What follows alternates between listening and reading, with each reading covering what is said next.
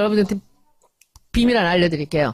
그때 온갖 일을 다 당했지 않습니까? 바로 옆에 있는 원내대표가 맨날 최고위 때마다 까고. 원내대표 이종걸 원내대표. 그리고는, 그런데 그 안철수 의원을 설득하려고 굉장히 많은 노력을 하셨었어요.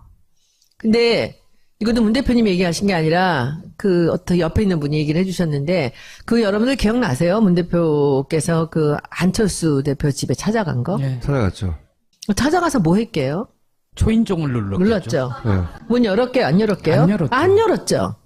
주머니에 사퇴한다는 편지 이걸 갖고 갔대요. 프린트해서. 가서 만나면 내가 내려놓을게 네가 해라.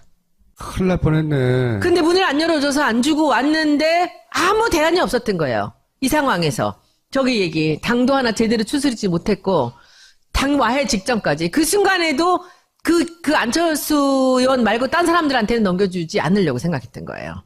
그래서 그 중에서 안철수 의원은 그래도 이 중에선 제일 믿을 수 있겠다 해서 내가 당신한테 당대표를 넘겨주고 그러면 사퇴를 하겠다라는 걸 들고 갔는데 문을 안 열어줬는데 결국 지금 안철수 의원도 팽당하게 생겼지 않습니까? 근데 저 안철수 오는 8월 27일에 치러질 국민의당 전당대회 당대표 선거에 출마하기로 결심했습니다. 결코 제가 살고자 함이 아닙니다. 우선 당을 살려야 한다는 절박감 때문입니다. 저는 지난 5월 대선에서 국민의 열망을 담아내지 못했습니다. 그 성원을 생각하면서 자숙하고 고뇌했습니다. 출마하려는 그 심정을 이해합니다. 네. 당내에서의 본인 역할 축소 걱정도 있을 것이고 여러 가지 판단이 있을 터인데요. 중요한 것은 지금 국민의당 당원이라는 것에 대해서 자부심을 잃고 있는 당원들에게 이게 어떤 의미로 다가갈까 하는 점입니다. 네. 당원들은 실망하고 있다고 생각합니다. 그러니까 본인의 출마 배경과 의지와 상관없이 당과 당에는 당원들에게는 부담이 되고 있다는 얘기죠. 네. 말씀으로는 이제 선당후사라고 말합니다만 내용은 선사 후공이 아닌가 생각합니다.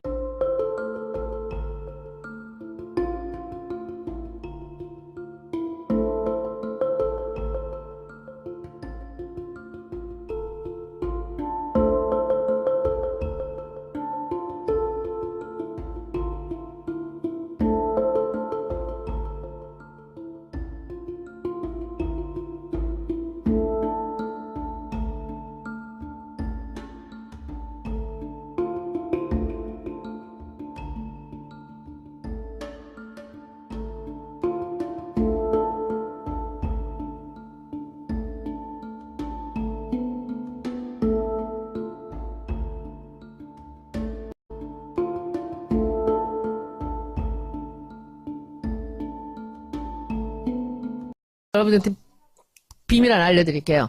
그때 온갖 일을 다 당했지 않습니까? 바로 옆에 있는 원내대표가 맨날 최고위 때마다 까고. 원내대표 이종걸 원내대표. 그리고는, 그런데 그 안철수 의원을 설득하려고 굉장히 많은 노력을 하셨었어요.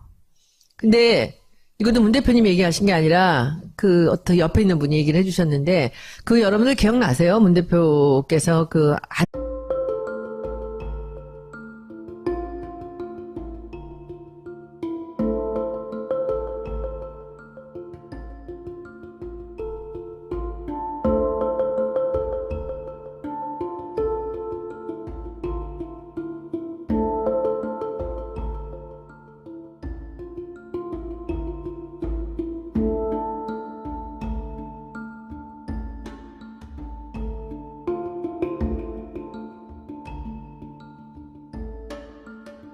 안철수 대표 집에 찾아간 거? 예. 찾아갔죠.